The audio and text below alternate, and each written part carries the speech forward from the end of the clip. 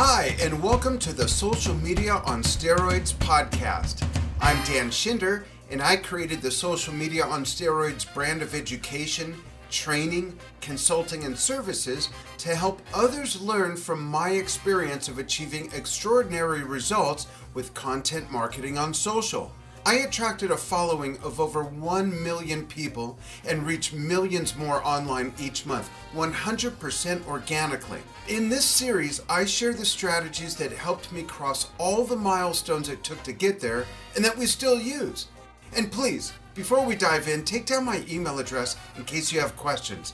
I answer all questions and I take suggestions for topics to be covered in this series. You can reach me directly at dan@advancedsocialmarketing.com. And of course, the website is the same URL. Follow the blog there and the Advanced Social Marketing YouTube channel. Okay, let's jump in. And now we leap into episode 4, Content to Grow Your Following. And I'll get into the why in just a moment. But first, be sure to check out more episodes from the Social Media on Steroids podcast series to see what you've been missing, if you've missed any. You can do that by searching Dan Schinder, that's SHINDER, on Alliancer.com or your favorite podcast platform. This is on about 40 platforms, so it's pretty easy to find. So imagine this. You turn on the radio and you hear one of your favorite songs, and then there's 25 minutes of commercials. But then there's another song, and then 25 minutes of commercials. Or you turn the TV on, and basically they're telling you, welcome to our channel. All we want to do is advertise to you. And you see maybe 5 minutes of one of your favorite shows, and then 25 minutes of, who would watch that? Who would listen to that radio station or watch that TV station? Nobody. So why do we instinctively blast out nothing but, this is for sale, that's for sale, download this coupon, use the code, biggest sale of the year, every freaking week or every month? What's missing from that? Well, I'll tell you. There's no conversation.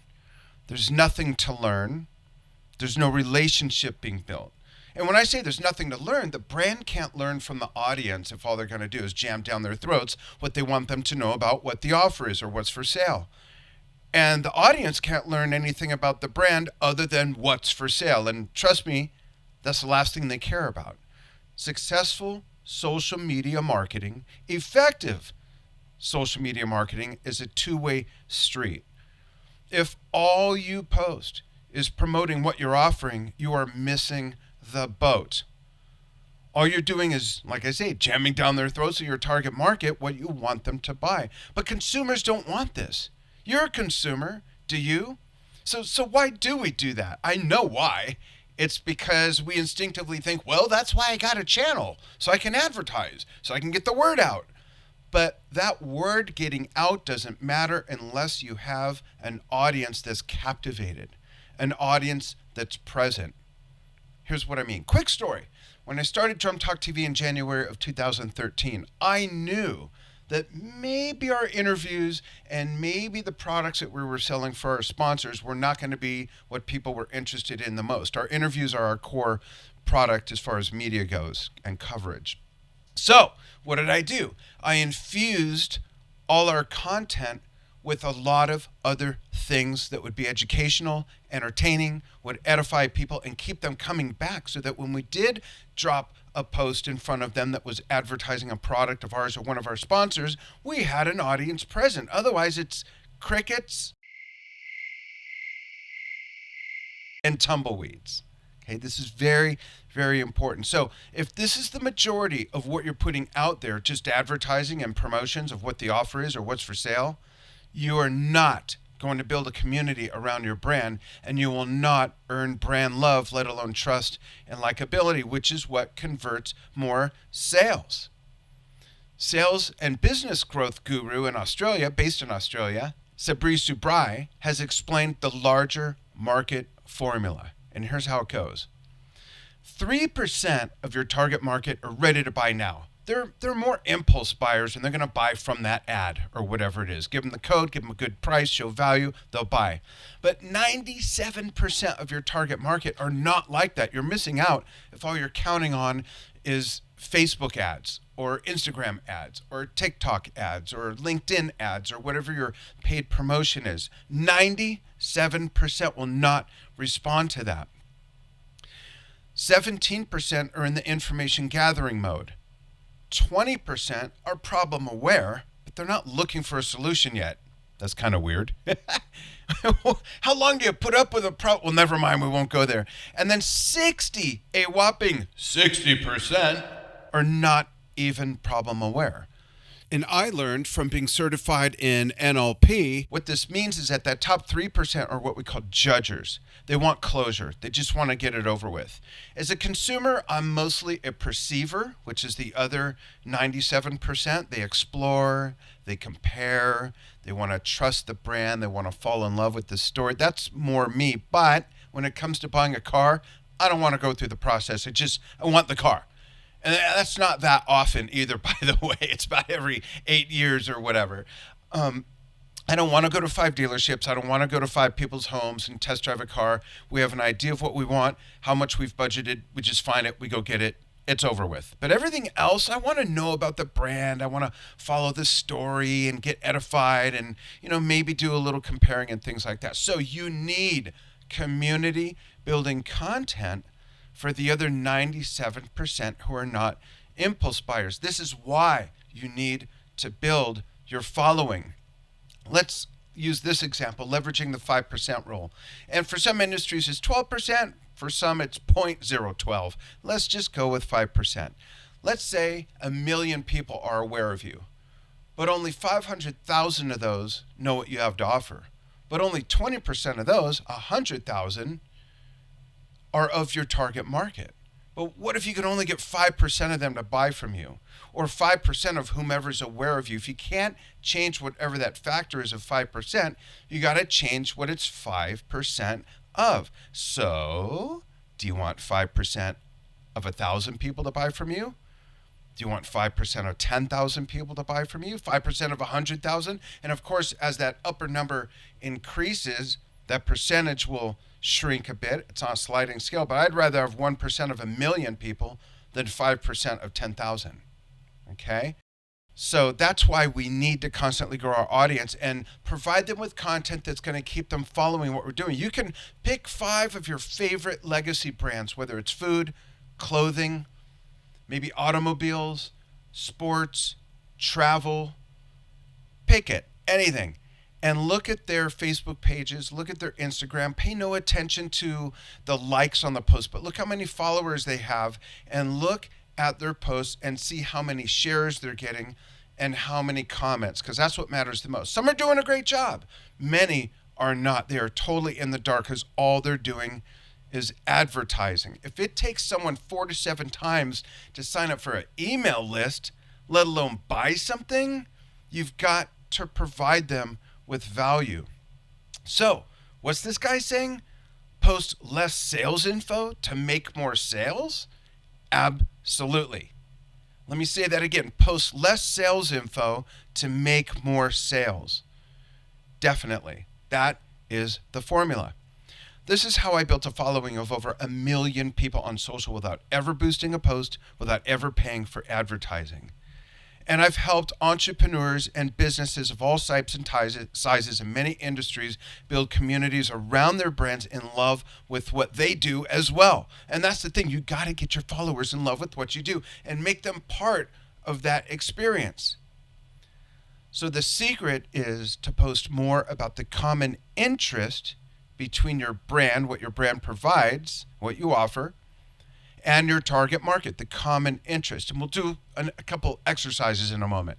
So you want to remember the 5 to keep your brand alive, right? So you want to be helpful, you want to be inclusive, build your following by doing this, and then you are perceived also as more genuine.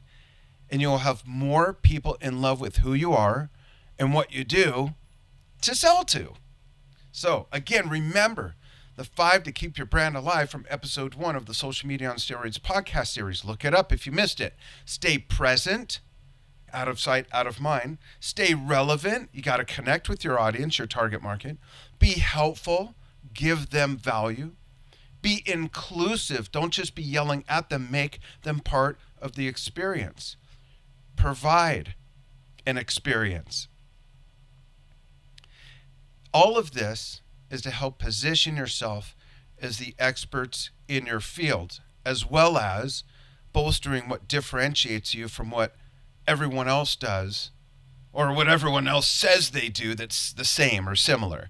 Otherwise, you're just making noise like everyone else. And there's a lot of noise out there. How much noise is out there? Check this out.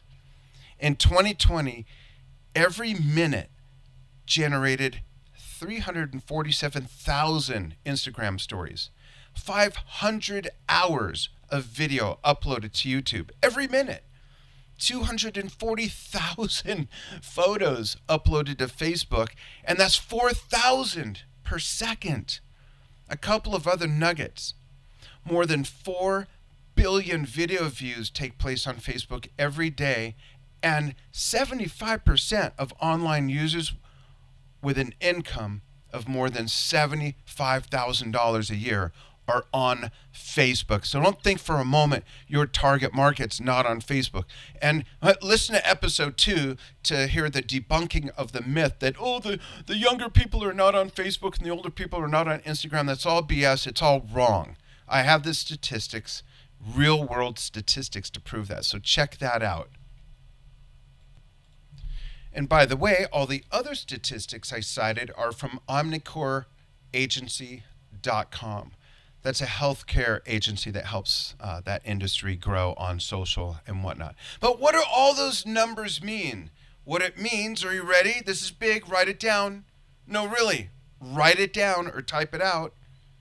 If you're jogging, if you're on the treadmill, if you're on a bike, come back and write this down. Ready? Here's what it all means. You have got to stand out and not be buried in the noise of everyone else who's just selling.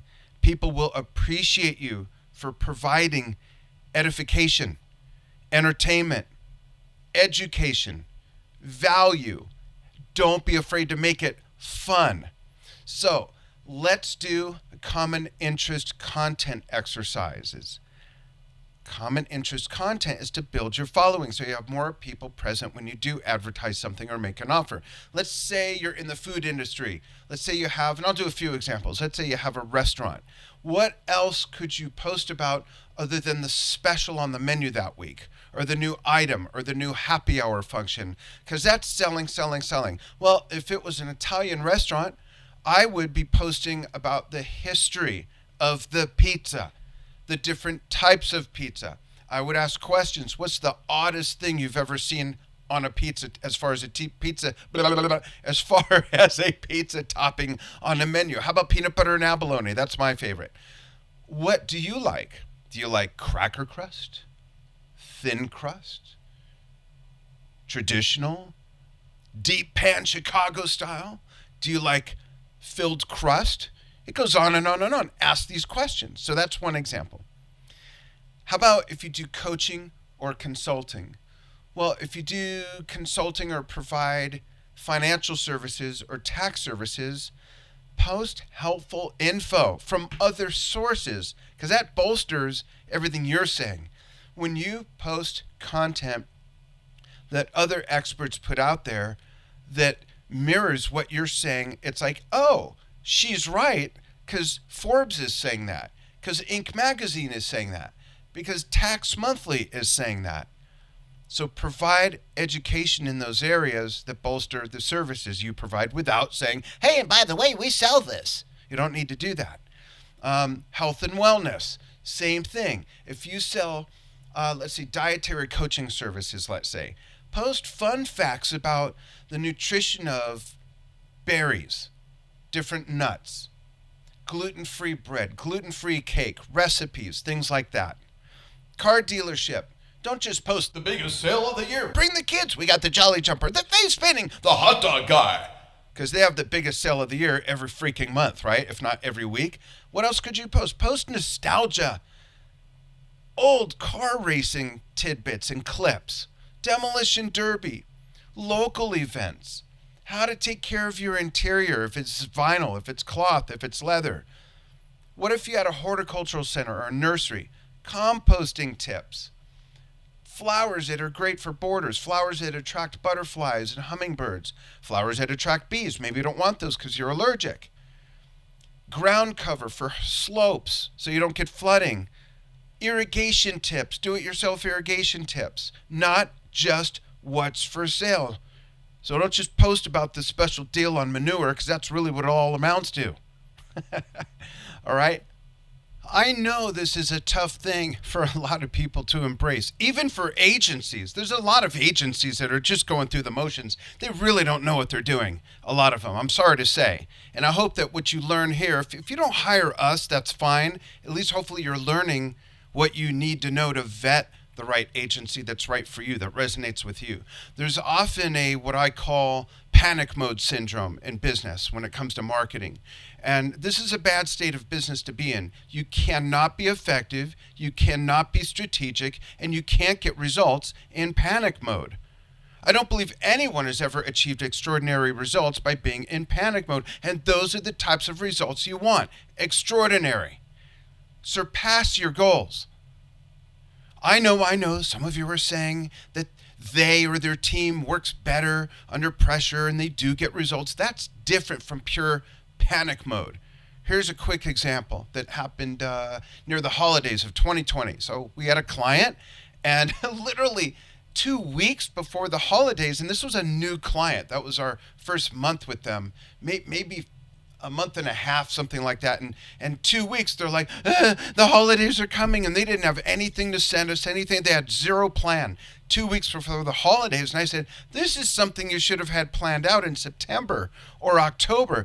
And they panicked, and they just threw a bunch of stuff out there. They didn't want to do what we were providing anymore and what we were consulting on doing. You know, I was telling them they got to have content that'll keep their audience. All they wanted to do was pay for ads, pay for ads. Were they converting? Yes.